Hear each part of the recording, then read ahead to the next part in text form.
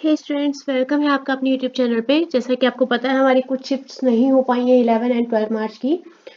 उनको हम टाइम रहते कभी ना कभी अपलोड कर देंगे। आज के फोकस करते हैं। आज हमारा 17 मार्च था, जिस शिफ्ट में के क्वेश्चंस जितने मैक्सिमम हो सकते थे कलेक्ट हो गए। चलो देखो क्या क्या आया था।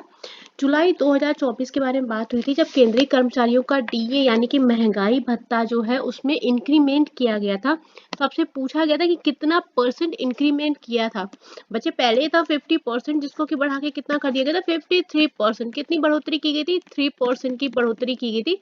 तो आपको ऑप्शन में +3% मिला होगा। क्लियर? चलिए आगे चलते हैं। नेक्स्ट क्वेश्चन है हमारा, किस विद्रोह के बाद ईस्ट इंडिया कंपनी चली गई थी?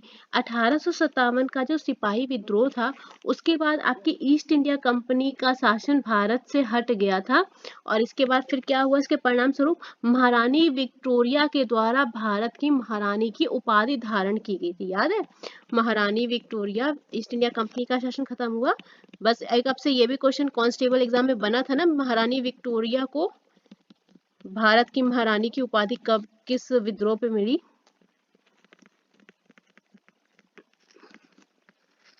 की उपाधि दी गई। क्लियर? ये आपका अभी कांस्टेबल में पूछा गया था, इसलिए मैं आपको बता रही हूँ। इसलिए आपका ये इंपॉर्टेंट है क्योंकि अभी इसी साल कांस्टेबल में पूछा गया था। अच्छा एक बार बताओ, 1857 का विद्रोह जब हुआ था उस टाइम गवर्नर जनरल कौन थे? बताओ। गवर्नर जनरल, जब आपका 1857 का विद्रोह हुआ बच्चे, तो गवर्नर जनरल थे हमारे लॉर्ड कैनिंग। और लॉर्ड कैनिंग का शासनकाल बहुत ही ज्यादा इंपॉर्टेंट था। हमने आपको पहले ही बोला था, इनसे रिलेटेड आपको सारी चीजें पढ़नी ही पढ़नी है, बताया था ना। चलो आगे चलते हैं। नेक्स्ट क्वेश्चन पे मूव ऑन करते हैं। 1857 तत्कालिक कारण पूछे गए थे। ईस्ट इंडिया कंपनी किस विद्रोह में समाप्त हुई थी? देखो, जो विद्रोह शुरू हुआ था मंगल पांडे जी के द्वारा, वो आपका चर्बी लगे कारतूस को लेके विद्रोह किया था सैनिकों ने कि नहीं यूज करने हैं। इस तरह से आपका विद्रोह शुरू हुआ था। बाद में मंगल पांडे को उनकी हत्या भी कर दी गई थी। आगे चलते हैं। भारत के वित्त आयोग का उल्लेख आपको किस अनुच्छेद में मिलता है? आर्टिकल है हमारा 280। किस तरह का एक निकाय है? ये भी आपका पूछा जा चुका है कांस्टेबल एग्जाम में ही। स्टार बना रही हूँ। संवैधानिक निकाय है एक तरह का। कांस्टेबल एग्जाम अभी 2025 में ही ये क्वेश्चन पूछा जा चुका है। आयोग का गठन जो होता है आपका हर 5 साल में होता है। इन एवरी 5 ईयर में गठन आपका होता है। क्लियर? आयोग में अध्यक्ष के साथ कितने और सदस्य होते हैं? 5 सदस्य होते हैं। ठीक है, टोटल कितने मेंबर होते हैं? 5। याद रहेगा। इंपॉर्टेंट चीजें जो हमें लगी वो हमने आपसे डिस्कस कर दी। आगे चलते हैं। एक चीज और लिखो, जो इसका गठन होता है हर 5 साल में होता है और किसके द्वारा होता है? राष्ट्रपति के द्वारा होता है। ये बहुत ही इंपॉर्टेंट चीज है। जो जो चीजें मुझे याद आती जाती है मैं आपको पूरी कोशिश करती हूँ कि मैं आपको बताती रहूँ। ठीक है, एग्जाम ओरिएंटेड चीजें बताऊंगी, फालतू का कुछ कोशिश करूंगी आपको फालतू का कुछ एड ऑन नहीं कराऊं मैं। लाल किला जो कि आगरा में है, इसका निर्माण किसके द्वारा किया गया था? मुगल बादशाह अकबर के द्वारा। एक और लाल किला है भैया जी, तो ध्यान रखना। लाल किला एक और जो है दिल्ली का, उसका निर्माण यहाँ पर आपको शाहजहां भी ऑप्शन में दिया होगा। जिसने सही से नहीं पढ़ा होगा गलत करके आया था। दिल्ली में जो लाल किला है उसका निर्माण बच्चे शाहजहां ने करवाया था, लेकिन जो आगरा में लाल किला है वो मुगल बादशाह अकबर ने कराया था। क्लियर? दोनों में कंफ्यूजन नहीं रखनी है। ये है आगरा और ये है दिल्ली। क्लियर? कंफ्यूज होके करोगे ना तो गड़बड़ कर दोगे। नेक्स्ट क्वेश्चन है हमारा, 1857 के स्वतंत्रता संग्राम पुस्तक याद आया? कुछ कांस्टेबल एग्जाम कराया था वहां पर बताया था कि नहीं बताया था? याद करो। एक क्वेश्चन के रेफरेंस में एनोटेशन, एक्स्ट्रा एनोटेशन के साथ में बताया था। विनायक दामोदर सावरकर के द्वारा लिखी हुई पुस्तक हमने बताया था। वीडी सावरकर के द्वारा, मुझे याद है मैंने पूरा नाम नहीं बताया था, ये बताया था वीडी सावरकर के द्वारा लिखी हुई बुक जो है ये पढ़ लेना। लेकिन पढ़ा नहीं होगा, ये मैंने करवाया था क्वेश्चन, इसलिए मुझे याद है। तो ये आपकी पुस्तक लिखी गई है वीडी सावरकर के द्वारा। किस पर बेस्ड है? 1857 के विद्रोह पर आधारित है आपकी ये बुक। क्लियर? चलो, तो और एक काम करो, इस बुक की जो प्रकाशन हुई थी वो भी लिख लो। प्रकाशन इसका हुआ था बच्चे 1900 9 में। ठीक है, चलो आगे नेक्स्ट क्वेश्चन है हमारा, टोडा जनजाति किस राज्य में पाई जाती है? तमिलनाडु में पाई जाती है। और अगर आपसे जिला पूछ ले कि कौन से जिले में पाई जाती है, तो नीलगिरी जिले में आपकी ये जनजाति पाई जाएगी। क्लियर? एक आदिवासी समूह आप बोल सकते हैं। तो टोडा जो होते हैं नीलगिरी पहाड़ियों के निवासी हैं, या और भी नाम से जाने जाते हैं। टोडा को आप अलग अलग नाम भी आपको लिखा हुआ मिल सकते हैं, वो भी लिख लो, जैसे कि टुदास हो गया, या आपको टुडवा भी लिखा हुआ मिल सकता है, या आपको टोडर जनजाति भी लिखा हुआ मिल सकता है। ये सब एक ही जनजाति के नाम है। क्लियर? चलो नेक्स्ट, भारत का पहला परमाणु केंद्र कहाँ पर है? महाराष्ट्र में है। कौन सा था? तारापुर परमाणु ऊर्जा केंद्र।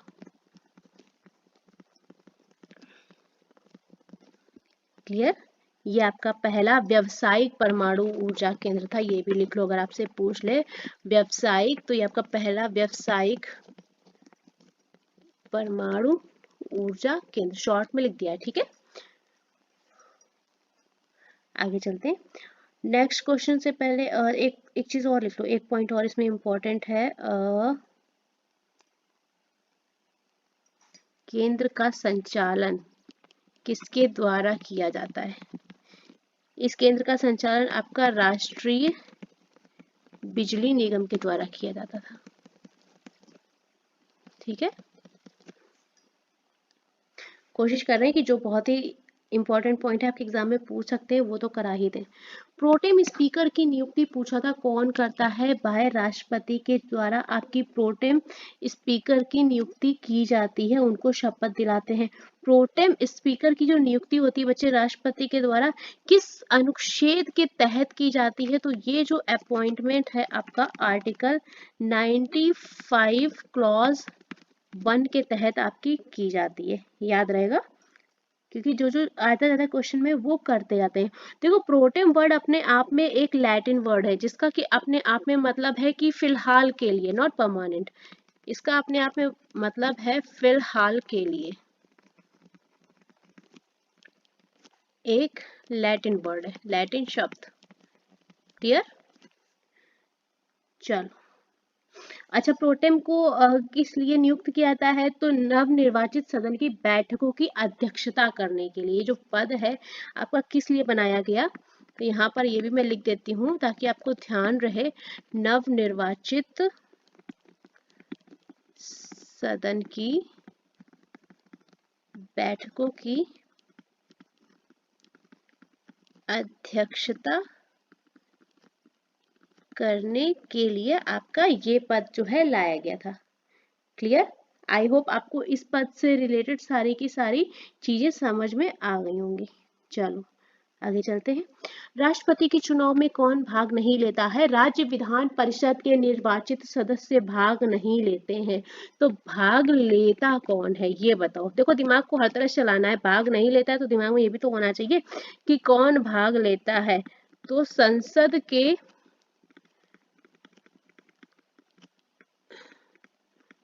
दोनों सदन के निर्वाचित सदस्य भाग लेते हैं।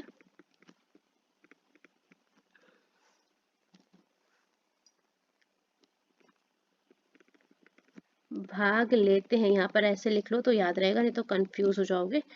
निर्वाचित सदस्य पार्टिसिपेट करते हैं। इसके अलावा आपका राज्य विधानसभा, देखो विधान परिषद है तो कंफ्यूज मत होना, राज्य विधानसभाओं के निर्वाचित सदस्य भाग लेते हैं। और लास्ट आपके संसद के मनोनीत सदस्य।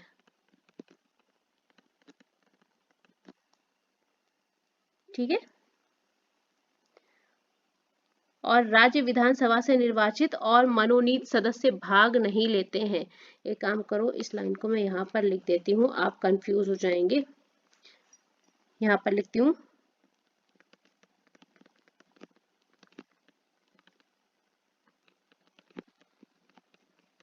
मनोनीत सदस्यों की बात हो रही है।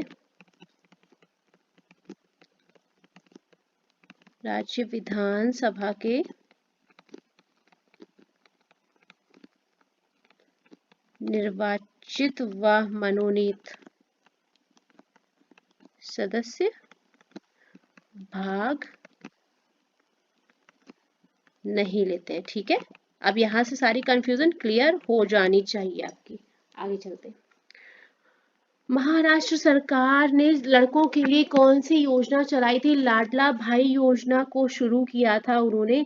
इसके तहत आपके जो युवा हैं, लड़के युवा हैं, उनको 6,000 से लेके 10,000 रुपए तक की आर्थिक मदद दी जाएगी। बहुत दिनों के बाद फाइनली लड़कों के लिए कुछ अच्छा किया गया है। हमेशा लड़कियों के लिए तो होता ही रहता है। तो ये एक तरह की आर्थिक योजना है, आर्थिक मदद कह सकते हैं आप। क्यों आई है? बेरोजगारी के मुद्दे को लेके आई है। क्लियर, ध्यान रखना, बेरोजगारी की वजह से आपकी योजना चलाई गई है। फाइनली भैया लड़कियों के बाद अच्छा लगा कि चलो लड़कों के लिए कुछ तो है। आगे चलते हैं। वर्ष 2024-25 के केंद्रीय बजट में किस क्षेत्र के लिए आपका 1.48 लाख करोड़ रुपए आवंटन किया गया था? आपका ये अमाउंट दिया गया था बच्चे एजुकेशनल फील्ड में, शिक्षा के क्षेत्र में आपका 1.48 लाख करोड़ रुपए का डोनेशन हुआ था, आवंटन किया गया था। एलोकेशन जो था वो एजुकेशन और रोजगार के क्षेत्र में था। मौर्य साम्राज्य में बाजार की देखभाल कौन करता था? जो करता था उस पद का नाम था समस्ताध्यक्ष। डूरंट रेखा पूछी गई थी कि किसके बीच की सीमा है? तो आपका अफगानिस्तान और पाकिस्तान के बीच की सीमा है। एक चीज और बताओ, ये तो आपकी हो गई। हमने आपको सीमाएं बताई थी ना, रेड क्लिफ लाइन है, मैकमोहन है, हमने आपको सब बताया था। तो लाइंस की जो पीडीएफ हम अभी लिखा नहीं रहे, आपको स्टैटिक अवेयरनेस प्लेलिस्ट मिलेगी, वहां से चेक कर लेना। ठीक है, 2 या 5 मिनट की वीडियो है शायद, प्लेलिस्ट में आपको मिल जाएगा। हाँ, आप ढूंढोगे प्लेलिस्ट क्या है तो भैया देखो हम आपको पीडीएफ प्रोवाइड करेंगे। आपको जो ये लाल लाल लिंक दिख रही है, ये वाली वाईटी रीजनिंग हब, आप जब पीडीएफ में इसको क्लिक करोगे तो सीधा आपके सामने जो पेज खुलेगा वो चैनल का प्लेलिस्ट पेज ही ओपन होगा। वहां से आप अपनी प्लेलिस्ट को देख लेना किस प्लेलिस्ट में आपको जाना है। हमने इम्प्रूव किया है थोड़ा सा, लिंक को डायरेक्ट प्लेलिस्ट से ओपन किया है ताकि आपको चैनल पे जाके अलग अलग वीडियो शॉर्ट और ढूंढना नहीं पड़े, डायरेक्ट आपका प्लेलिस्ट ऑप्शन ही खुलेगा। ठीक है, अपने एग्जाम के अकॉर्डिंग आप अपनी प्लेलिस्ट में एंटर कर सकते हैं। चलो, क्योंकि लिखाने लगेंगे ना तो टाइम आपका भी वेस्ट होना है, और कुछ नहीं होना है, मैं करा वैसे भी चुकी हूँ। चलो, किसे संविधान की आत्मा के रूप में वर्णित किया गया है? प्रस्तावना को बताया गया है संविधान की आत्मा के रूप में। क्लियर? किसने कहा था? अब ये बताओ, संविधान की आत्मा किसने कहा था? तो ये भी लिख लो, ठाकुरदास। देखो छोटे छोटे से बच्चे पॉइंट्स हैं जो दिमाग कैप्चर नहीं करता, और वही कहा था ठाकुरदास भार्गव जी ने। और एक चीज और लिखो, अब जब बात है तो ये N.A. पहेली वाला जी थे। ये देखो मैं आपको वो पॉइंट्स बता रही हूँ जो आपको नहीं मिलते हैं। ठीक है, प्रस्तावना को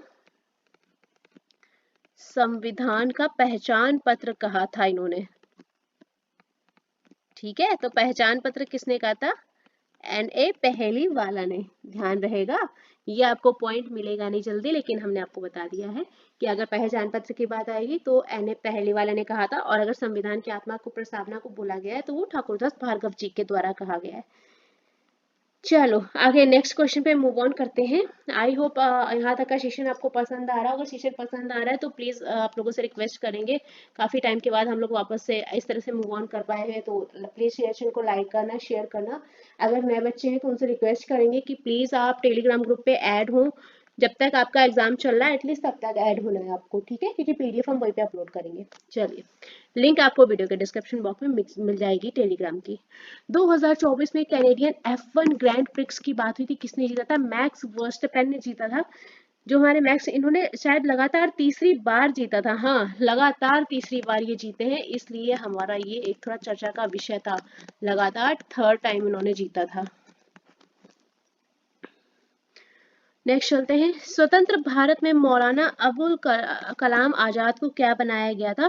पहले शिक्षा मंत्री बने थे वो, जब हमारा स्वतंत्रता के बाद भारत के पहले शिक्षा मंत्री। ये अपने आप में बहुत ही इंपॉर्टेंट मतलब पद था उस टाइम। आगे चलते हैं। 1857 के विद्रोह के समय मंगल पांडे को गोली किसने मारी थी? ह्यूसन थे, मेजर ह्यूसन। मेजर आगे नहीं लगा है, मेजर ह्यूसन थे, इन्होंने मारा था। चलो,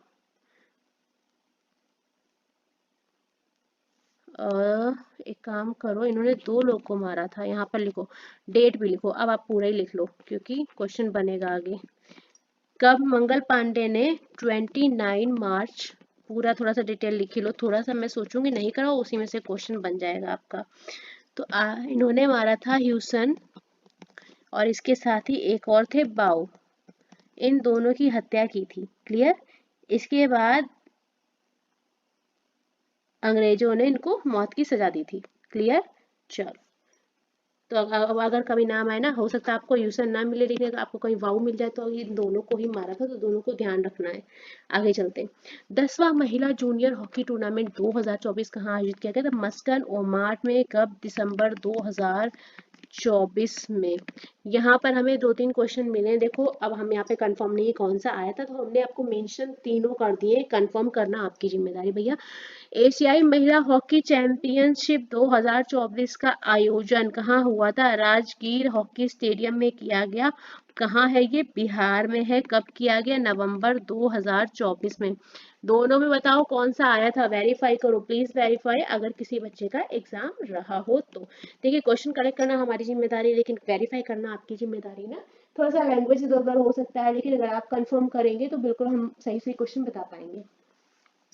एक क्वेश्चन ये मिला, तो इन 3 क्वेश्चन में से 2 आए थे कोई, अब कौन सा आया था वो आपका कंफर्म करना काम है।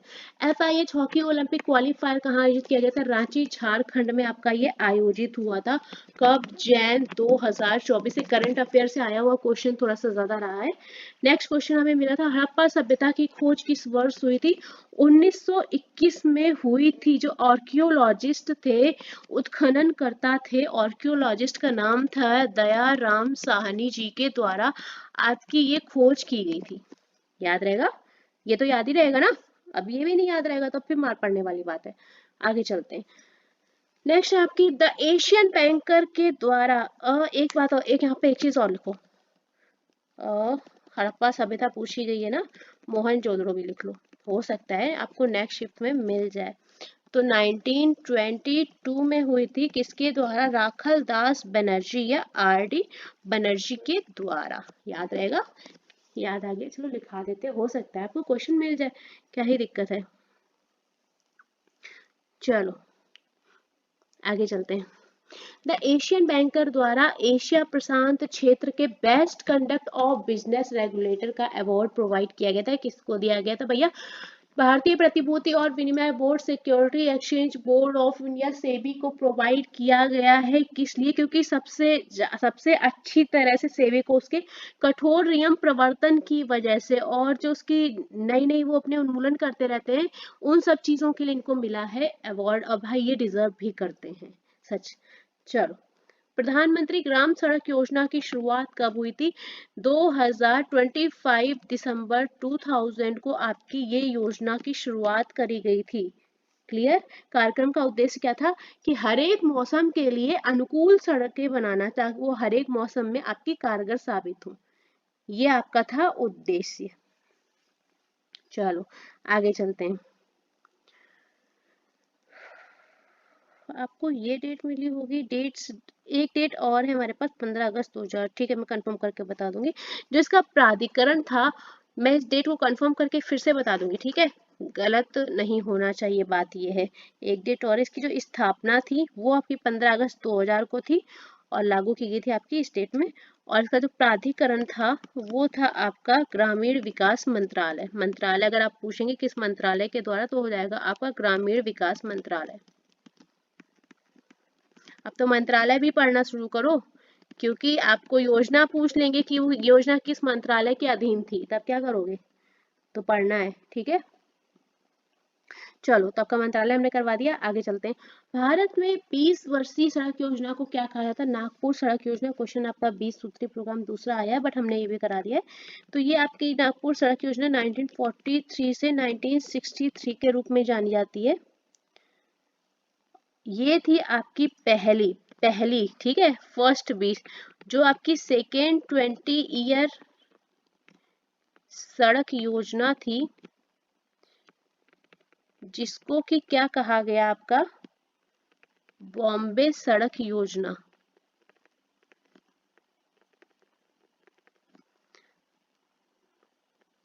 बॉम्बे सड़क योजना कहा गया, इसका जो टेन्योर था बच्चे वो था 1961 से लेके 1981, ये था आपका सेकेंड वाला। यहाँ पर प्रथम द्वितीय, और जब आपकी बात होगी थर्ड सड़क योजना इंक्लूड इसीलिए किया ताकि आपको इस बारे में बता दें, जिसको कि कहा गया लखनऊ सड़क योजना, शॉर्ट में लिख दें, जिसका कि बच्चे आपका टेन्योर था 1981 से लेके 2001 तक का। ये थी आपकी 3 सड़क योजनाएं, जो कि 3 उसमें अलग अलग की गई, प्रथम सेकेंड और तृतीय, ठीक है, प्रथम द्वितीय और तृतीय। पहली आपकी कौन सी थी, प्रथम 20 सड़क योजना जो थी, जिसको कि आपको क्या कहा गया, नागपुर सड़क योजना, जिसका कि टेन्योर था 1943 टू 1963। सेकेंड आपकी थी बॉम्बे सड़क योजना, जो 1961 से 1981 थी, और थर्ड सड़क योजना जो थी वो लखनऊ सड़क योजना के नाम से आपकी जानी गई, जिसका की टेन्योर था 1981 टू 2001, यहाँ पर 1 है। चलो, ये आपके इंपॉर्टेंट पॉइंट थे, उसको नोट डाउन कर लेना, हो सकता है आपको एग्जाम में मिल जाए। भारत सरकार के द्वारा 20 सूत्री कार्यक्रम कब शुरू किया गया था, 1975 में शुरू किया गया था, and launched by PM Indira Gandhi. किसके द्वारा, इंदिरा गांधी जी के द्वारा आपका लॉन्च किया गया था, किसके नेतृत्व में, गवर्नमेंट ऑफ इंडिया के नेतृत्व में, सही है। चलो, या इसको आप बोल सकते हैं टीपीपी बोला गया, टीपीपी, प्रोग्राम 2006, और प्रोग्राम का जो नेतृत्व था वो किया मनमोहन सिंह जी ने।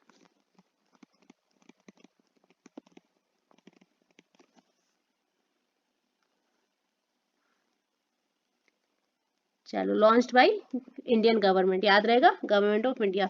टीपीपी का फुल फॉर्म भी लिख लो, क्योंकि हो सकता है आपसे आगे एग्जाम में पूछ ले, तो 20 जितनी चीजें हैं मुझे याद आती जाती हैं आपके क्वेश्चन करवाते टाइम, उतना लगता है आपको बता ही दूं, क्योंकि पता नहीं फिर दोबारा बताने में याद रहेगा या भूल जाऊंगी मैं खुद में। तो launched in 1975, the 20-point program was launched in 1975, it was launched by the government of India, यहाँ पर लिख लो launched by government of India, ठीक है, under the leadership of Prime Minister Indira Gandhi. चलो, आगे चलते हैं। पाकिस्तान की पहली महिला ग्रांड प्रिक्स हॉर्स राइडिंग किसने जीती है, फातिमा हुसैन जी ने। एक क्वेश्चन आपका डीआरडीओ एग्रीमेंट से आया था, करंट अफेयर का क्वेश्चन था, मैं अभी क्वेश्चन कंफर्मेशन नहीं है, ये पता है कि एग्रीमेंट से आया था, बट एक्चुअल क्वेश्चन क्या है वो नहीं पता है, ठीक है। कोलकाता उच्च न्यायालय के अंतर्गत कौन सा केंद्र शासित प्रदेश आता है, देखो अंडमान निकोबार द्वीप समूह आपका आंसर यहाँ पर सही होगा, आपका एज इट इज यही क्वेश्चन आया है। वैसे तो आपका कलकत्ता उच्च न्यायालय पश्चिम बंगाल और केंद्र शासित प्रदेश अंडमान निकोबार द्वीप समूह के अधिकार क्षेत्र में आता है, लेकिन केंद्र शासित प्रदेश पूछा था, इसलिए आपका आंसर अंडमान एंड निकोबार द्वीप समूह हो जाएगा। क्लियर, कहीं भी डाउट लगे तो कमेंट बॉक्स में क्वेश्चन नंबर डाल के आप मेंशन कर देना। केंद्रीय बजट 24-25 की बात हुई थी, जहां पर श्रीमती निर्मला सीतारमन, जो कि केंद्रीय वित्त एवं कॉर्पोरेट कार्य मंत्री हैं, के द्वारा युवाओं के लिए योजना पूछी गई थी, कौन सी शुरू हुई थी, एनपीएस वात्सल्य योजना को लॉन्च करा गया था इस बजट में। क्यों, देखो, ये बच्चों की वित्तीय स्थिति को मजबूत करने के लिए आपकी की गई थी, एक ऑनलाइन प्लेटफॉर्म आप समझ सकते हैं। तो इसमें बच्चों को, जो नाबालिग सब्सक्राइबर्स हैं, उनको एक कार्ड दिया जाएगा जिसका नाम है PRAN, यानी कि परमानेंट रिटायरमेंट अकाउंट नंबर, ठीक है, तो आपका परमानेंट रिटायरमेंट अकाउंट नंबर एक दिया जाएगा। चलो, आगे चलते हैं, नेक्स्ट क्वेश्चन पे हम मूव ऑन करते हैं। भारत के थार रेगिस्तान में बहने वाली नदी पूछी गई थी, लूनी। देखो, लूनी क्या है, भारत के थार मरुस्थल में बहने वाली एक इकलौती नदी है, सिंगल रिवर है, ठीक है, तो इस बात को ध्यान रखना, इकलौती नदी के नाम से भी पूछ सकता है।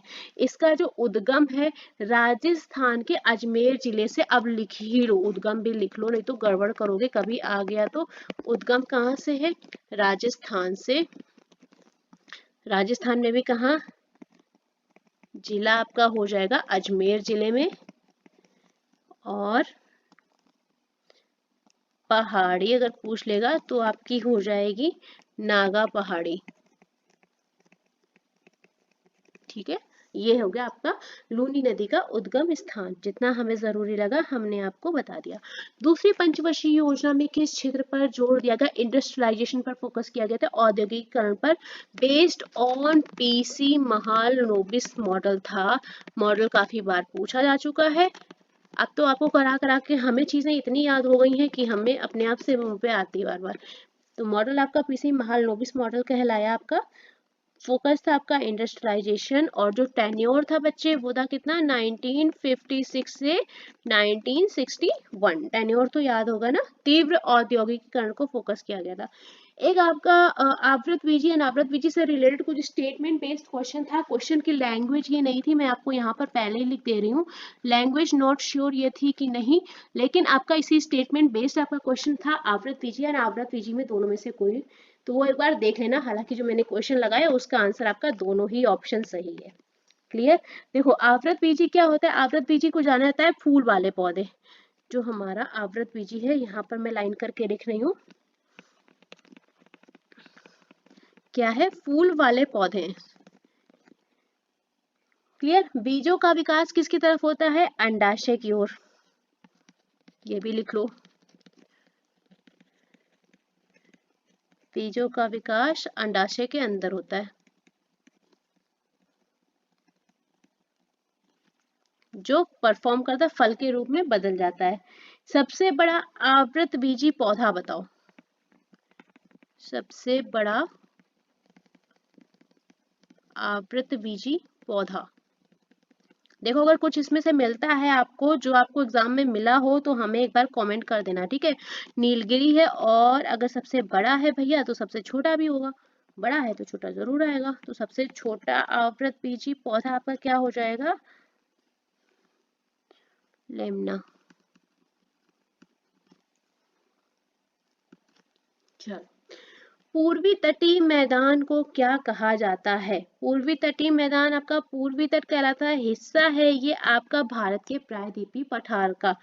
क्वेश्चन क्या आया था? लैंग्वेज थोड़ा सा कंफर्म नहीं है, क्वेश्चन तो था लेकिन लैंग्वेज नॉट श्योर है। लैंग्वेज थोड़ा सा मेरे क्वेश्चन की अलग हो सकती है, तो एक बार कंफर्म करना जिस बच्चे का एग्जाम रहा हो।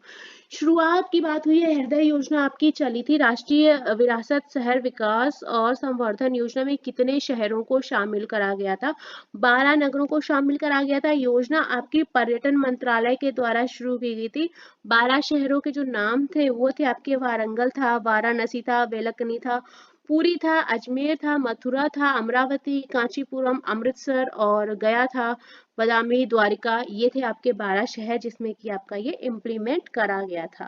क्लियर? हृदय योजना काफी पहले की है आपकी। आगे चलते हैं। अच्छा, इसका फुल फॉर्म वैसे आप और लिख लो, हृदय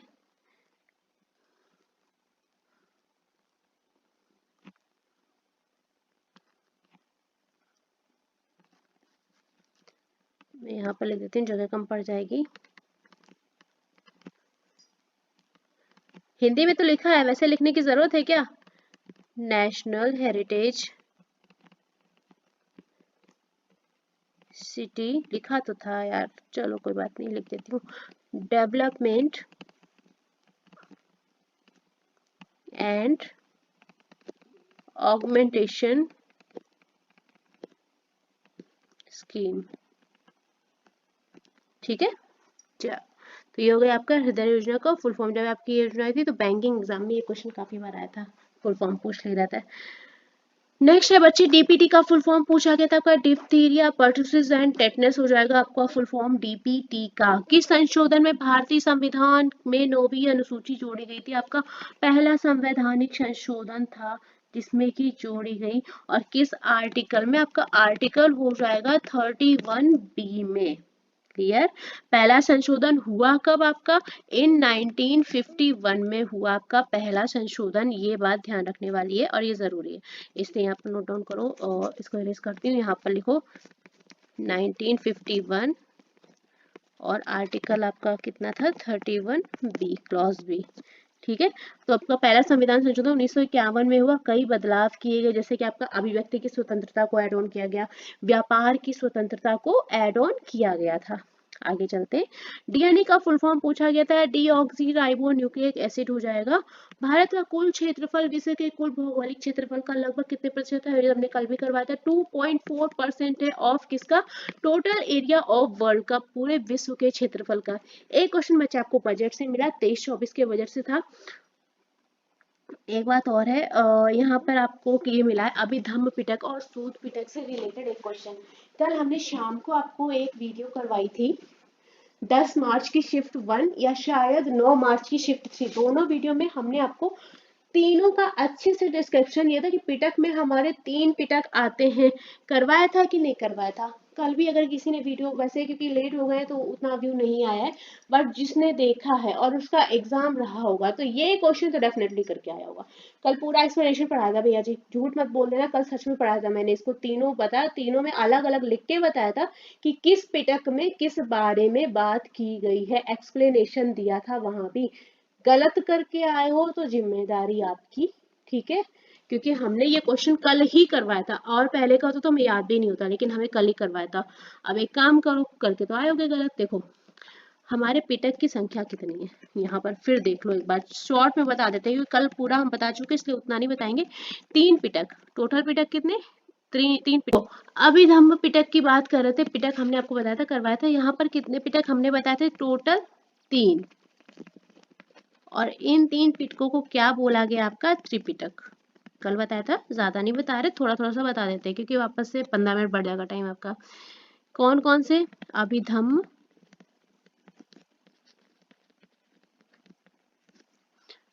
दूसरा विनय पिटक, और तीसरा क्या बताया था, सूत पिटक। आपका जो अभिधम्म पिटक था उसमें हमने क्या बताया था, बुद्ध के बारे में जितना भी दर्शन है एक वो बताया गया है, आप जिसको बोल सकते हैं तत्व मीमांसा के बारे में बताया गया है, व मनोविज्ञान। कल की पीडीएफ देखना, पीडीएफ में भी मिलेगा आपको। विनय पिटक में क्या है, भिक्षु आदेशों के बारे में बताया गया है।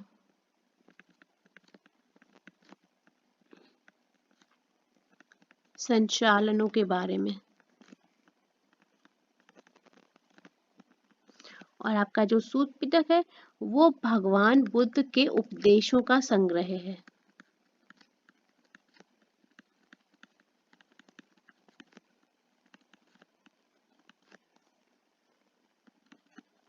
याद आया कुछ? चलो आगे चलते हैं। और किस भाषा में लिखे गए थे ये भी बताया था, याद हो अगर तो, पाली भाषा में लिखे गए थे, अच्छे से बताया था। और इसका देखो त्रिपिटक का जो मुख्य भाग कहलाया वो पिटक था, जिसके कि सब पार्ट हो गई है। आगे चलते हैं। चलो ठीक है, आपको इसकी बाकी एक्स्ट्रा डिटेल जो है कल की पीडीएफ में मिल जाएगी। आई थिंक 9 की शिफ्ट 3 देखना, या आप 10 की शिफ्ट 1 देखना, वहां की जो पीडीएफ है उसमें इंक्लूड करा है ये वाला पार्ट, ठीक है, और अच्छे से बताया, श्लोक कितने हैं क्या है सब बताया। चलो, दक्षिण की गंगा किस नदी को कहा जाता है, गोदावरी नदी दक्षिण भारत की सबसे बड़ी नदी है, यह उत्तर प्रायद्वीप में गंगा के समान बड़ी नदी है। लेकिन एक चीज और देखो, यहाँ पर एक ऑप्शन और मिल सकता है आपको, कावेरी नदी का, ठीक है। मेरा मन नहीं मान रहा है, मुझे लग रहा है मैं आपको थोड़ी डिटेल यहाँ पर बता दूं क्योंकि हो सकता है कोई नया बच्चा है डोनो। चलो पीडीएफ नहीं पढ़ो, यहाँ देखो, देखो सूत्र पिटक में आपके जो सूत्र शामिल हैं उनकी संख्या है बच्चे 10,000 से भी ज्यादा। क्लियर? बुद्ध के उपदेशों का संग्रह है, ये हमने आपको बता दिया। आपका जो विनय पिटक है इसको कहा जाता है, थोड़ा सा मुझे जगह चाहिए अब, थोड़ी सी डिटेल मैं सोचती हूँ मैं नहीं कराऊंगी, लेकिन फिर मुझे लगता है कि मैं आपको बता दूं कि मैं आपको कब बता दूंगी और आपको कब क्या मिल जाएगा।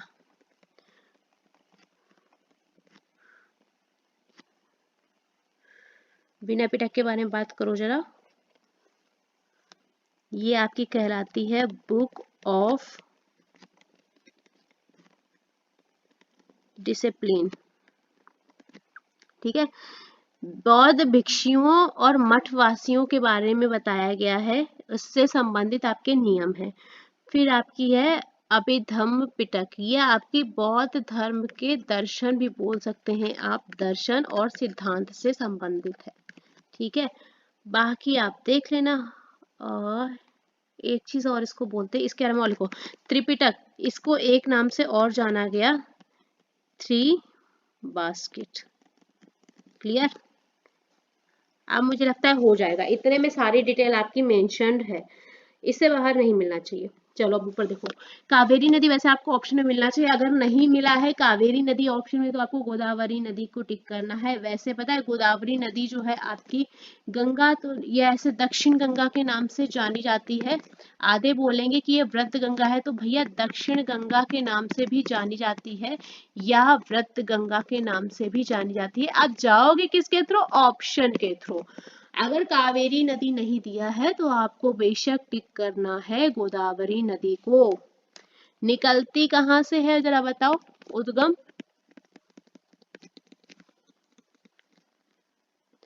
त्रयंबकेश्वर से आपका उद्गम है गोदावरी नदी का। ठीक है, लंबाई कितनी है? 1465 किलोमीटर। और डिटेल चाहिए? इतना ही रखो फिर। आगे चलते हैं। एक क्वेश्चन बच्चे में मिला है कि 1947 में स्वतंत्रता के समय कौन सी वाणिज्यिक फसल नहीं थी? यहाँ पर ऑप्शन के थ्रू जाइए, हमें ऑप्शन नहीं पता इसलिए हम मेंशन नहीं कर रहे हैं। कॉमर्शियल फसलें में आपकी उस समय 1947 आजादी के समय देखो जूट भी चलता था, कपास भी चलता था। ठीक है, जूट कपास, इसके अलावा कोई ऑप्शन अगर कंफर्म हो तो प्लीज लेना, तो मैं आपको बताऊंगी, क्योंकि ऐसे मैं कुछ बताऊंगी ना और आप बोलेंगे वो ऑप्शन में नहीं था, इसलिए हम आपको रिस्पॉन्सिबिलिटी देते बताना। ठीक है, चलिए तो सेशन को यहाँ पर खत्म करते हैं। किसी वजह से हमारी स्लाइड्स का लिखा हुआ एनोटेशन क्लियर हो गया है तो आपको भैया जी, चलिए इसे देखिए मैं ही दे दूंगी आपको बना के कैसे भी करके। ठीक है, पीडीएफ प्रोवाइड कर दूंगी, आप टेंशन ना लें। शिफ्ट 2 की वीडियो भी अपलोड करेंगे तो साथ में बने रहना आप लोग। Thank you so much students. और सेशन पसंद आए तो प्लीज लाइक शेयर करना। ऑब्वियसली बहुत दिनों से मैं भी डिस्टर्ब थी, मेरे क्लासेस भी डिस्टर्ब थे, मुझे उतना अच्छा रिस्पांस भी नहीं मिला आप लोग का, कहीं ना कहीं गलती मेरी थी। बट मैं आपसे उम्मीद करती हूँ जो नए स्टूडेंट्स हैं या पुराने हैं, प्लीज सेशन को लाइक करना, शेयर करना, ताकि हमें थोड़ा मोटिवेशन मिले। ठीक है, चलिए।